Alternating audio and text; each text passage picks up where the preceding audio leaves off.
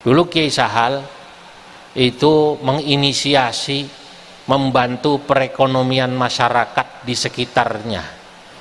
Bagaimana pondok itu Bapak Ibu tidak hanya membuat kaya keluarga kiainya saja, tapi pondok pesantren itu bisa membuat kaya masyarakat sekitarnya. Sebab kalau pondok pesantren hanya membuat kaya atau makmur keluarga kiainya saja, nanti masyarakat tidak peduli. Maka ada pondok pesantren itu yang kemudian bekerja sama dengan masyarakat. Kalau sekarang ada laundrynya sebagian dari masyarakat.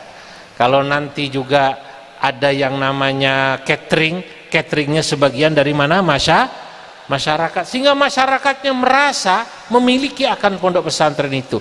Lah ini juga dilakukan oleh Kiai Sahal ketika beliau memberikan bantuan modal dan bimbingan kepada masyarakat di sekitar pesantren kami yang memproduksi kerupuk tayamum. Kenapa? Karena kerupuknya tidak digoreng pakai minyak tapi pakai pasir, tak ya? Makanya disebut kerupuk tayamum. Begitu kemudian beliau membimbing masyarakat dengan kerupuk tayamum ini, permodalan, perekonomian masyarakat naik.